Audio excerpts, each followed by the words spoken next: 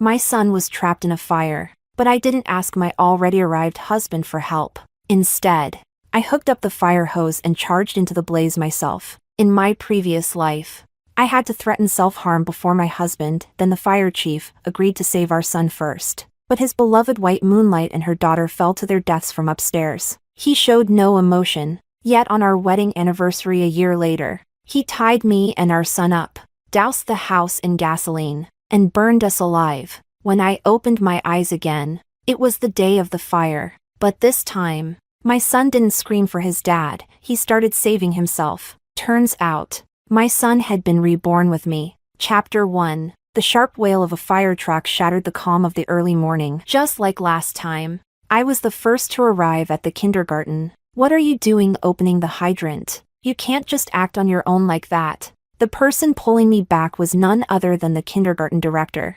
Monica. In my previous life, a wrong decision had cost both me and my son our lives. This time, I didn't call my husband, who happens to be the fire chief, for help. Instead, I immediately opened the hydrant myself. I'm certified in fire safety too, and under these circumstances, I acted quickly and efficiently. What I didn't expect was that Director Monica would rush over to stop me as soon as she saw me trying to fight the fire myself. Monica has worked at this kindergarten for decades, and her daughter, Laura, is also a teacher here. Laura happens to be my son's homeroom teacher. She was the one who called me about the fire. This time, I arrived earlier than I did in my past life. Sure enough, the fire started in my son's classroom. All the kids were still inside. Desperate, I pleaded, "Director Monica, the senior class is in real danger. The fire is the worst in their room. If they don't get out now, they'll suffocate."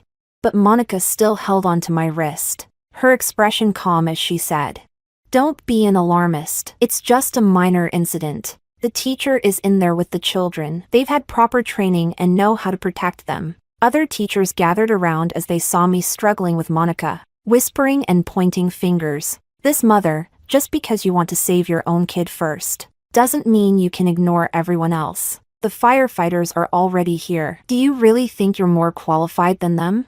Yes. The fire crew had arrived, and my son's biological father was among them. He was leading the operation, just like he had in the previous life. Sam, my ex-husband and the fire chief, responded swiftly and was coordinating the rescue. The fire was on the 3rd floor, but his first priority was the 4th floor, which wasn't even affected by flames. That's where Laura and her mother Monica were, waiting in the unused art room for rescue. I looked up toward my son's classroom. I saw a familiar camo jacket appear at the hallway window. It was my son. They had escaped from the burning classroom, but the flames on the staircase blocked their way out. Now, they were trapped in the hallway with no way forward or back. My palms were sweating with panic as I fought Monica for the fire hose. "I'm begging you. Look, they've made it out of the classroom. The fire is blocking both ends. If we wait any longer, the smoke will kill them. Let me put out the fire on the stairs and get them out." Monica glanced up and still held my wrist firmly, her voice eerily calm. "There are water outlets in the hallway. They'll cover their noses and wait for rescue. The stairs are already on fire. If you tell them to escape through there now, do you want them to get burned? Can't you see the firefighters are already working? Looks like they planned to rescue them through the windows in the corridor." But the firefighters weren't even heading to the 3rd floor. Watching the flames grow larger and larger, my heart felt like it was being thrown into a pot of boiling oil. From the 3rd floor, I heard my son's tender voice call out, "Mom, help us!" This time, he wasn't calling for his dad, he was calling for me. I looked up and saw him start throwing random items out the window to draw attention. Isn't that what I taught him to do in case of a fire? So, my son had come back with me too. In my past life, when I got the call from Laura and rushed to the kindergarten, the fire crew had already set up ladders outside. I realized then that they had no intention of going to the 3rd floor. I knelt in front of them, blocking their way, smashing my head on the ground until it bled, begging with my life. Only then, with the help of other firefighters backing me up, did Sam finally change his mind and head for the 3rd floor. The children had just been rescued when the kitchen on the 3rd floor exploded. In seconds, flames engulfed the entire floor. The kids narrowly escaped death, while Laura and her daughter, who had stubbornly stayed seated on the windowsill, were thrown off by the blast and fell to their deaths. Based on what happened before, there's less than 20 minutes until the explosion. I have to get my son out of there. Chapter 2. Director Monica was still holding me back. Time was running out. I clenched my jaw and shoved her aside. She wasn't as strong as me and fell to the ground. I rushed to connect the fire hose to the hydrant and aimed the nozzle at the burning stairs. In my last life, after we finally put out the fire, everyone realized that the flames on the stairs weren't even that bad. If we'd extinguished that fire earlier, the kids would have escaped down the stairs safely. Just wait a bit longer. Son, Mama's coming for you. I turned on the water gun, but nothing came out. My heart sank. I ran back and hooked the hose to another hydrant, quickly setting up the nozzle again. Still, not a drop of water came out. The hydrants in this kindergarten, they're broken, I shouted in disbelief. Director Monica fired back without hesitation. I told you not to act on your own. You should follow the firefighter's orders.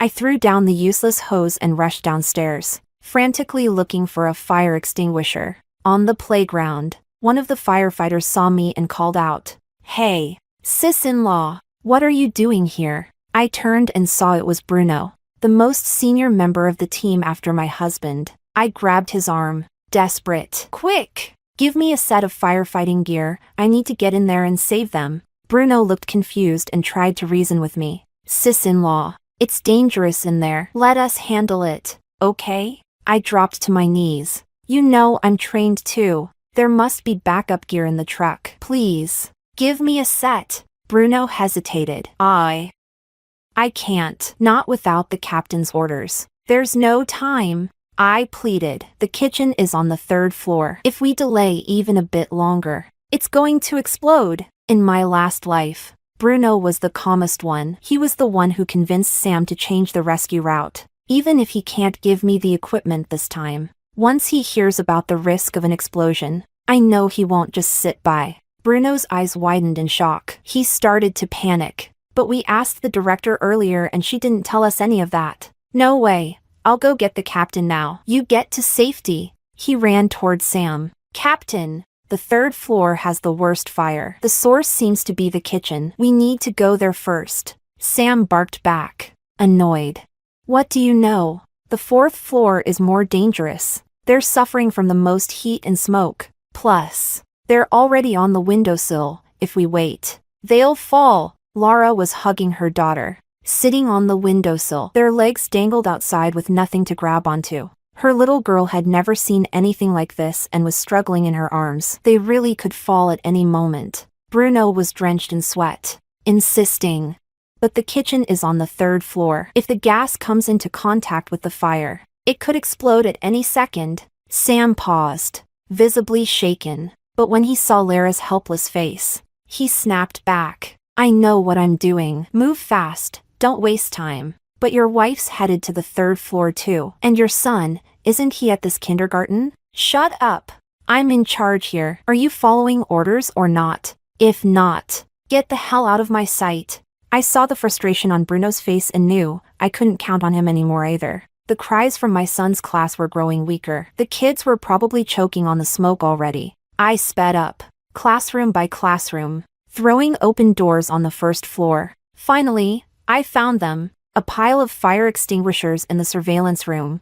Chapter 3. Director Monica kept following me, blocking me inside the surveillance room. "Why won't you listen? You're completely disrupting the firefighting efforts." Just moments ago, I had pushed Monica to the ground. Now the other teachers had caught up and surrounded me. "How could you push her like that? She's old. Do you even care? What exactly are you trying to do? If something happens to the kids because of your chaos, can you live with that?" I glared at them and snapped. "I'm trying to put out the fire, not cause chaos.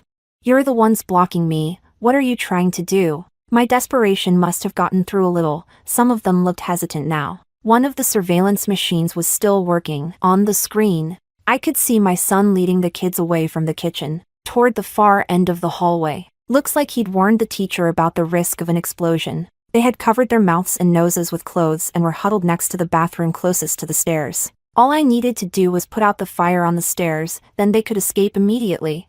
"The kids are barely holding on. Are you really just going to stand here and do nothing? The teachers stared at the screen, tense murmurs spreading among them as they wavered. Then suddenly, a teacher ran in, breathless. The fire chief gave orders, everyone needs to evacuate immediately.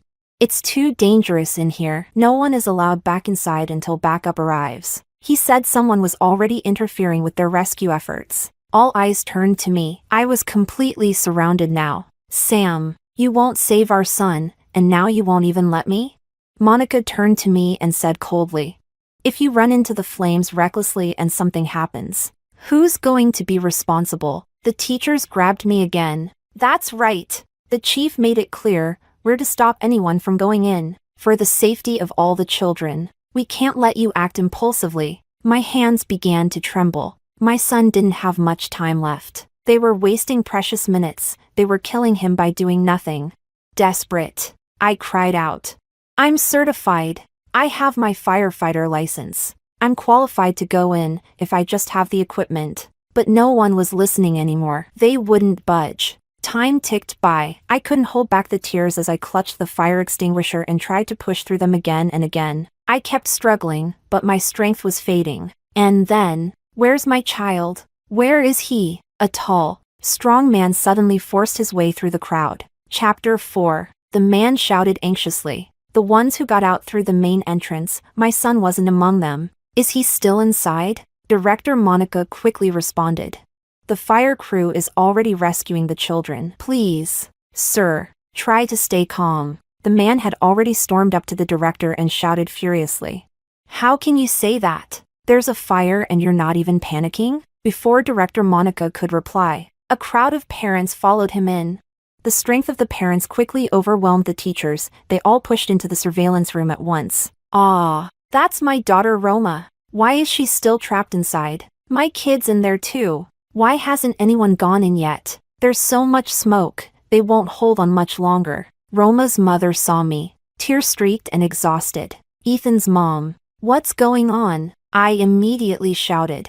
They stopped me from putting out the fire. The third floor is about to explode. If we just put out the flames in the hallway, we can save them. The parents were desperate. There wasn't a second of hesitation. There are fire extinguishers here. Let's go together. But Monica tried to block us again. If there's going to be an explosion, then you definitely shouldn't act recklessly. The fire crew is already on it. There's no time to wait, I cried, handing out extinguishers. The fire crew went to the fourth floor. No one is going to the third. We have to do it ourselves. The parents rushed out. The teachers tried to stop them again, standing with the director. Everyone, please calm down. It's too dangerous. But the parents had had enough. This is murder. Do you understand? Get the hell out of the way. If anyone dares stop me from saving my child, I'll kill them myself. The man in front didn't hold back. He threw a punch and knocked Monica to the ground. The rest of the teachers stood frozen, afraid to get in the way again. Together, we all ran toward the stairwell.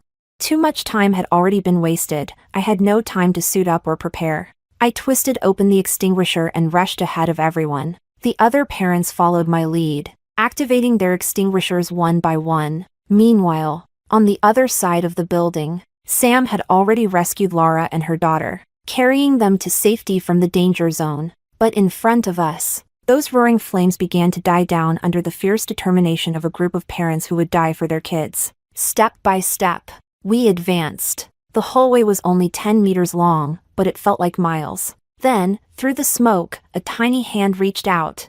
I grabbed it without even checking whose child it was and passed them back. Behind me, strong arms received the child safely. In less than 5 minutes, every single child was out. Thank goodness my son had led them early to the stairs. They'd bought themselves precious time.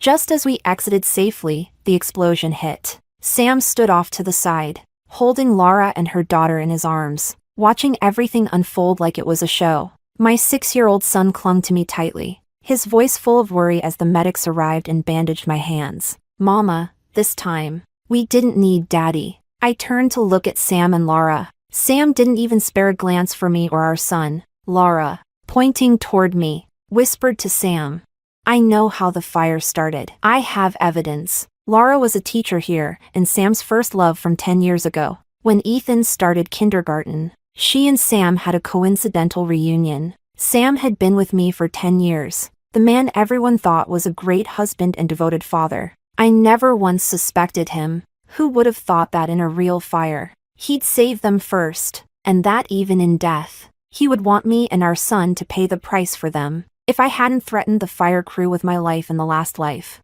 If I hadn't known anything about firefighting. If I had just been a mother acting on instinct, then the only ones who would have died in this fire would have been my son's entire class. After all, it was Laura who called me this morning, and I just happened to arrive when my son's class caught fire. I held my son tightly. I had almost lost him again in this life. Ethan, how did the fire start in your classroom? Ethan sobbed. It was the cubby where we put our backpacks. That's where the fire started. My teacher touched my backpack again. I remember she did that last time too. Ethan cried. This time, I woke up and wouldn't let her touch it. But she scolded me and still grabbed it away. My heart skipped a beat. I suddenly recalled what Laura had whispered to Sam earlier, and that phone call she made to me this morning. Was all of this connected? I quickly called our nanny at home, confirmed a few details, and everything fell into place. Then I made several more calls, arranging everything. Only then did I put my phone away, ready to watch them put on their show. Chapter 5. After the firefighters extinguished the flames, everyone gathered on the playground, covered in ash and soot. The fire and explosion at the kindergarten had stirred up a huge storm. Many parents rushed over, taking emergency leave from work. Even grandparents arrived, shaking with worry, some leaning on canes, clutching each other for support. You must investigate this thoroughly. We want answers. This wasn't just a fire, there was an explosion. Just then, Laura, who had been hiding behind Sam, stepped forward, with tearful eyes and a trembling voice, loud enough for everyone to hear. She turned to Director Monica and cried out, "Mom! Director!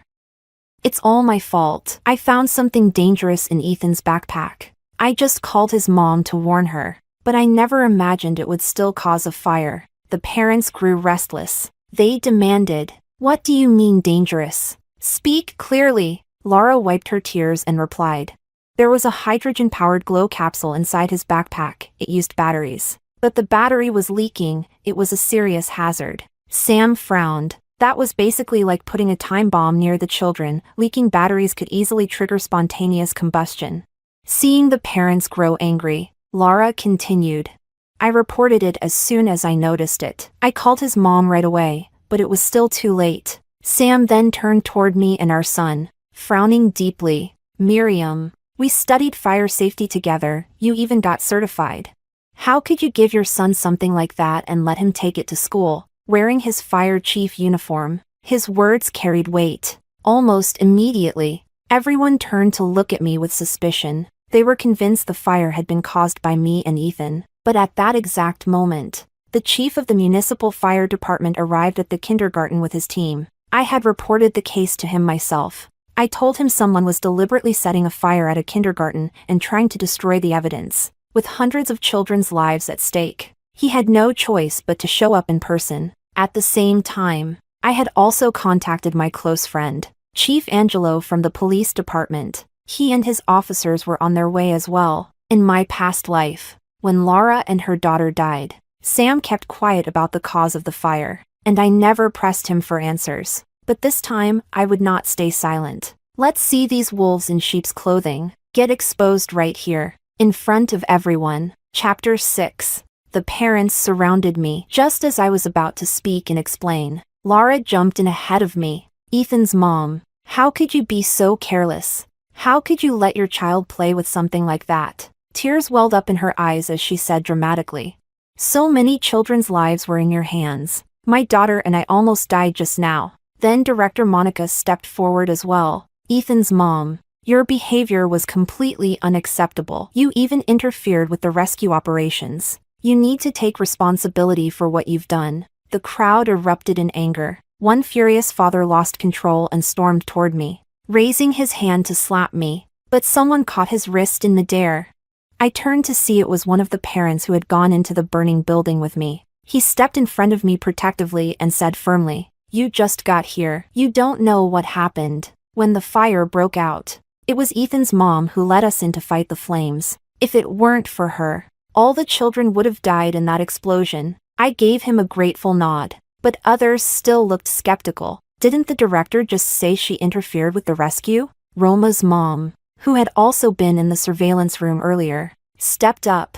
Everyone, listen, Ethan's mom never disrupted the rescue efforts. We were there with her. She acted fast and bravely. The parents finally began to calm down. I turned to Sam and said coldly, "If you're accusing me of interfering, then as the fire chief, tell everyone exactly which floor was I stopping you from rescuing?" Sam didn't hesitate. Fire is fire. What matters is putting it out. Does it matter which floor? I pressed him further. So you only went to the 4th floor, right? What do you mean only the 4th? We put out the fire on the 3rd floor too. I let out a cold laugh. After all these years together, I'd never realized Sam could lie so boldly in front of a crowd. That was after the explosion. Before the blast, where did you go? We went to the 4th floor. So what? There were people trapped there too. But there was no fire on the 4th floor. The more Sam explained, the more obvious it became. The truth hit the parents like a brick wall. So the fire department ignored the actual fire on the 3rd floor? No wonder the explosion happened. Monica quickly stepped into cover for them. Everyone, please, stop blaming the firefighters. The situation was urgent. There were people already on the windowsill on the 4th floor. How could they ignore that? Until now, everyone had seen Monica as a reliable figure, a veteran educator. Given her age and position, they'd been patient and respectful despite what happened. But I stared her down and said sharply, "Urgent situation? Then let me ask you, did you clearly tell the firefighters the kitchen was on the 3rd floor? Did you know that hiding this kind of information would lead to a fatal mistake in judgment?" Monica's face flushed with embarrassment. She stammered, I just got confused. That's all. But everything's fine now, isn't it? The parents were no longer calm. Director, how could you keep something like that to yourself? The kids nearly died. Then it wasn't the fire crew's fault. The info they had was wrong. I cut in coldly, pointing at Sam. The fire chief knew the truth later, and still refused to go to the 3rd floor. Isn't that right? Chapter 7. The parents surged forward, shoving both the director and Sam. You two were completely irresponsible. We trusted the kindergarten with our children, and the director almost got them killed. I heard the ones trapped on the 4th floor were Director Monica's daughter Laura and her granddaughter. No wonder she pushed the firefighters to go there first. You firefighters were reckless. We're going to sue you. This isn't over. Neglecting lives. One lied. One refused to act. Monica put her daughter first. Sam put his long-lost love above everything. They abandoned all the other children in the face of fire. Sam stepped in front of Monica and shouted, "I was in charge on site. I decide who's in more danger. So now, even Lara's mom was going to protect her?" The crowd dragged the two of them back and forth in anger. I stood quietly with Ethan, heart bleeding. In Ethan's eyes, his father had abandoned him twice, each time, to save someone else. Just then, the chief of the fire department finished inspecting the scene and walked over. He looked at Sam and said coldly, "Sam, you've really let me down. And who gave you the right to decide who gets rescued first in a fire?" Other firefighters stepped forward. "Bruno, you're the deputy chief. What are you doing? Rescue orders should be based on fire intensity and potential risk. Have you thrown away all those years of firefighting experience?" Bruno wiped his face with a soot-covered hand. His head lowered in frustration. "Chief, punish me. I should have forced everyone to go save the kids. I shouldn't have followed the captain's lead." I really couldn't be sure if his decision was right or wrong, because I never imagined the captain would abandon his own wife and child, that he'd make such a terrible call. The moment he said it, the parents exchanged shocked looks. The fire chief's own wife and son were on the 3rd floor, and he didn't even try to save them? Ethan couldn't hold it in anymore. He broke down in tears. "Daddy, why didn't you come for me? Why did you try to kill me? Was Ethan a bad boy? Why don't you want me? If you don't want me, I don't want you either. He's just 6 years old. How could any child bear being abandoned by his own father, twice?" "Shut up. Stop causing trouble. Sam suddenly roared at us in frustration. Miriam, just look at what kind of child you've raised. Ethan flinched in fear and shrank behind me. I quickly scooped him into my arms, gently comforting him. Ethan, baby, you did nothing wrong. It's not your fault. It's the bad people's fault. If Daddy doesn't want you, Mommy still does, and always will. Everyone around us looked shocked. Roma's mom came over and comforted me. How could you treat your wife and child like this? They almost died. One sharp-eyed parent suddenly shouted. Hey, Ethan's dad, you were holding that teacher the whole time. What exactly is your relationship with her? Did you abandon your son to save your mistress? You're not even human. Another parent joined in. And you, director, how could you let your daughter become the other woman? When Ethan's mom tried to help fight the fire, you and the teacher stopped us all. She was crying, begging you. The teachers grew nervous. We didn't know. We were just following the director's instructions. Director Monica quickly blurted out. I only wanted to keep parents safe. It was dangerous in there. It was Ethan's mom. She was being reckless and insisted on running into the fire. I tried so hard to stop her. She even knocked me down, an old woman with brittle bones. She made herself sound like the perfect, selfless protector, covering her negligence while painting herself as a victim. But she miscalculated. The parents weren't buying it. That's a lie. Ethan's mom was saving those kids. I'd been wondering all along, why had Monica been so desperate to stop me? A faulty hydrant at a kindergarten? Practically impossible. Fire departments conduct routine checks every month. Even if something was broken, it would have been fixed immediately. Lara's face flushed, alternating between red and pale as the accusations flew. Enough, she shouted. Ethan's mom is just trying to distract everyone. Don't forget, who started the fire in the first place. They're the ones responsible, that mother and son. The fire department chief nodded toward the arriving inspectors. One of them stepped forward, holding 2 evidence bags. Chief, the investigation team has completed an expedited inspection. The cause of the fire has now been confirmed. Lara turned to look at me, full of confidence. Chapter 8. This here, the investigator said, holding up a charred piece of fabric, is the burnt remains of a classmate's backpack. Based on the burn pattern, it appears to be the initial ignition point. The parents who had just been on my side all gasped. The fire department chief asked, Can you identify the cause of ignition? Yes, sir. Based on the residue analysis, we can conclude that the fire started due to a battery leak that spontaneously combusted under high temperature. The reaction with hydrogen caused the fire to escalate rapidly. It was exactly what Lara had claimed earlier. Unable to contain herself, she shoved my shoulder. See? I told you it was your fault this fire started. I stumbled slightly from her push. The parents looked upset but remained silent. I looked at Lara and replied calmly. Even if the cause is just as you said, that only proves you're very familiar with the incident details. But who can prove the backpack belonged to my son? Reporting. Chief, the investigator continued. Based on our comparison, the backpack was placed inside a cubby assigned to a child named Ethan. A wave of shock, disbelief, and outrage swept through the parents. One who hadn't helped with the rescue was the first to speak. Ethan's mom. Even if you hate the mistress, you shouldn't take it out on others. The children are innocent. There was even an explosion today. So many kids and teachers could have died. Seeing the situation, the fire chief ordered that Ethan and I be taken aside for questioning. But I stepped back calmly and raised my voice to everyone. Do you really believe my son and I started this fire? What are you trying to say? There's clear evidence. Are you still trying to deny it? Lara sneered. My advice, admit the truth. Maybe with a good attitude, you'll get fewer years in prison. Stop wasting time. Lock her up already. She's just a bitter woman, dumped by her husband, out for revenge. Who knows what else she's capable of? Many of the parents were furious. If the fire chief weren't here, I probably would have been torn apart on the spot. But some of the parents who had fought the fire with me stood firm, shielding me from the angry crowd. Roma's mom grabbed my hand. Ethan's mom. Everyone thinks you did this on purpose. You need to explain. I turned to the crowd. Does anyone have actual proof that the contents of Ethan's backpack belong to us?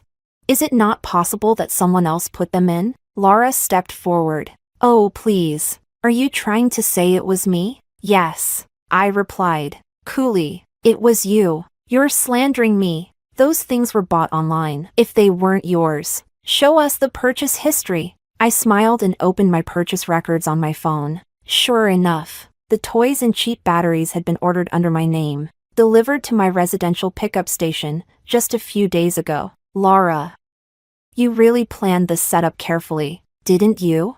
I turned to the chief. Then what about the second fire? The one in the hallway? Another investigator lifted a second evidence bag. The hallway fire had the same cause, battery leakage under high heat. I stared at the crowd. What now? Did my son run around tossing batteries into the hallway to start a second fire? Laura was speechless. Monica, the director, suddenly jumped in. Well, it's not impossible. Ethan is a very naughty boy.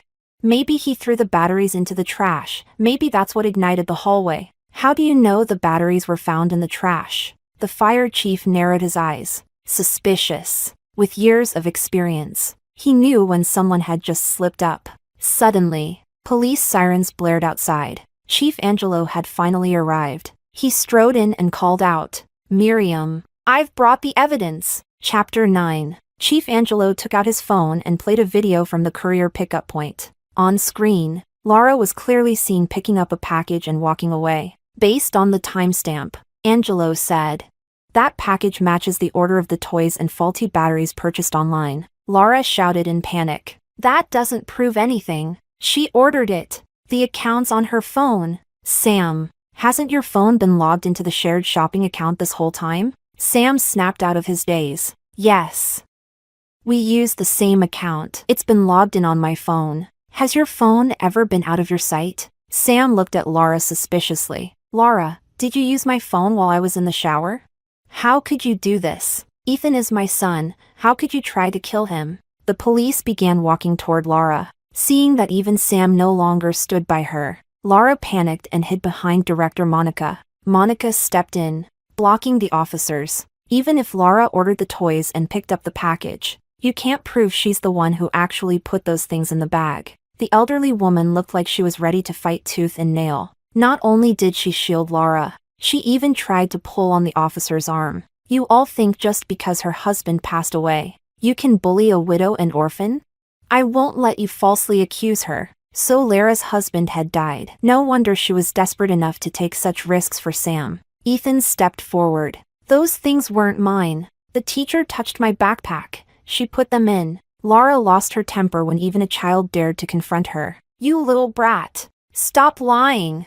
Who can prove I ever touched your backpack? I never even got near it. Most of the evidence had been burned. The classroom security footage was destroyed. Even fingerprints were reduced to ashes. Laura thought there was no way anyone could prove anything now. Although all signs pointed to Laura, whether she touched Ethan's backpack was the key. If I had proof? I stared her down. Just then, a phone rang. A recording began to play from the officer's speaker. Familiar voices echoed loud and clear. You little bastard. Get out of my way. Give me your backpack. Don't touch it. Somebody help.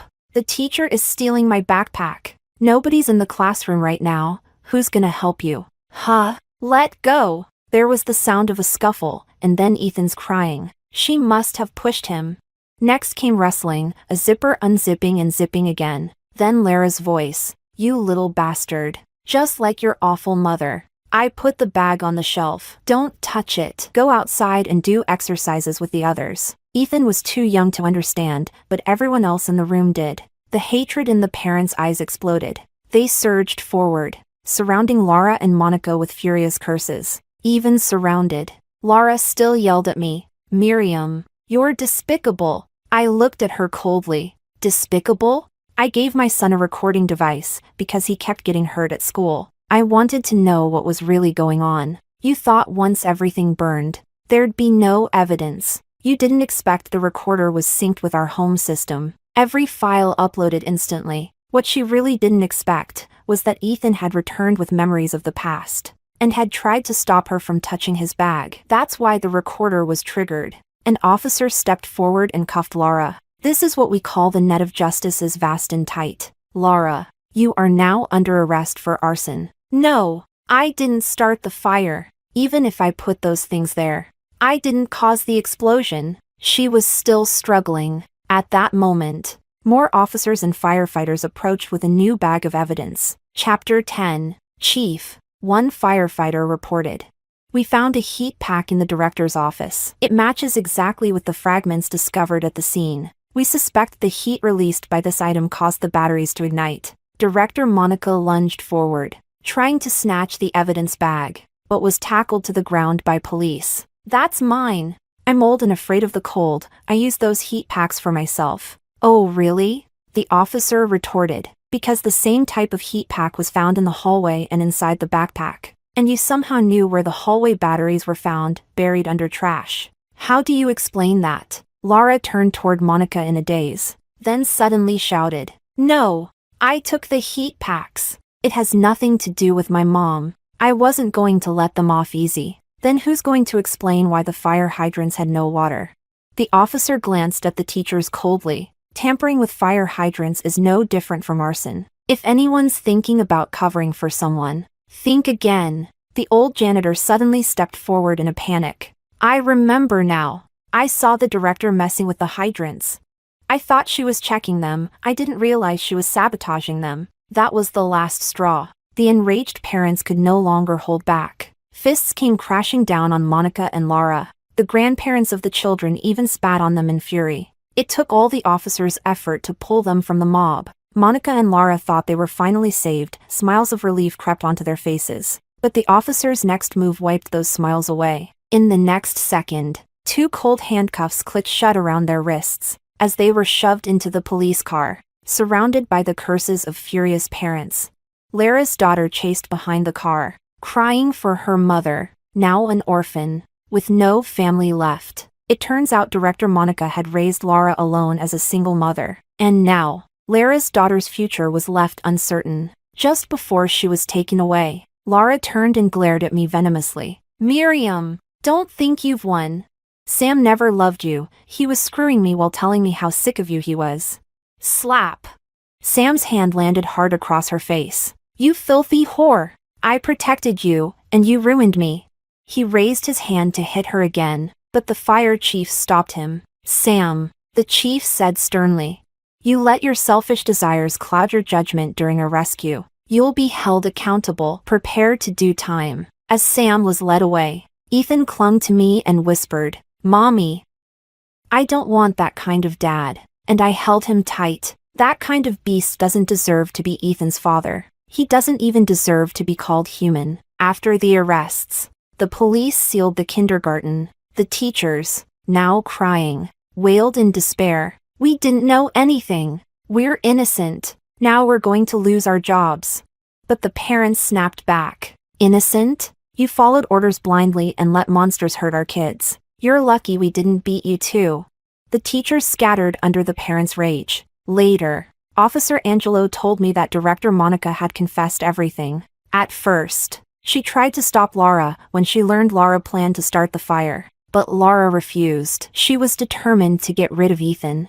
The little obstacle standing between her and the status of fire captain's wife. She thought she could exploit kids' curiosity and the parents' ignorance.